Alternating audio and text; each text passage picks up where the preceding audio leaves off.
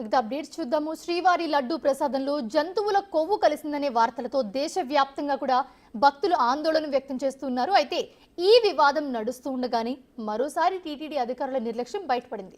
స్వామివారి ప్రసాదంలో పొగాకు పొట్లం వచ్చింది. దీంతో భక్తులు ఆందోళన వ్యక్తం చేస్తూ ఉన్నారు.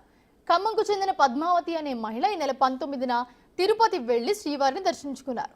అక్కడ తీసుకున్న లడ్డు ప్రసాదంలో పొగాకు పొట్లం వచ్చింది. ఇరుగు పొరుగు వారికి ప్రసాదం పంచినప్పుడు ఈ విషయం బయటపడింది. దీంతో స్థానికులు ఆవేదన వ్యక్తం చేస్తున్నారు. ఇలాంటి చర్యలకు పాల్పడే వారిపై ప్రభుత్వం కఠిన చర్యలు తీసుకోవాలని డిమాండ్ చేస్తూ ఉన్నారు.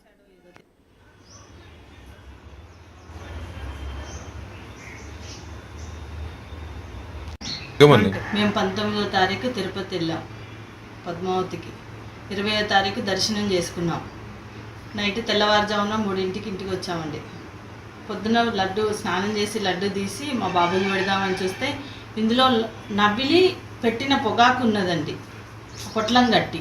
ఆ పొట్లం చూసి ఏంటో ఇది అనుకొని మా బాబుకు చూపిస్తే, ఇది చూద్దాం మమ్మీ, ఇది పొగాకు వాసన వస్తుందని చెప్పాడు.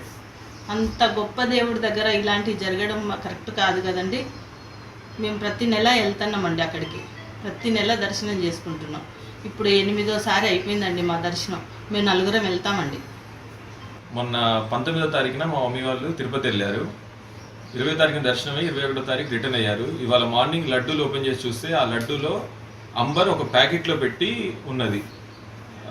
చాలా బాధగా అనిపిస్తుంది. ప్రతి నెల వెళ్తారు మమ్మీ వాళ్ళు.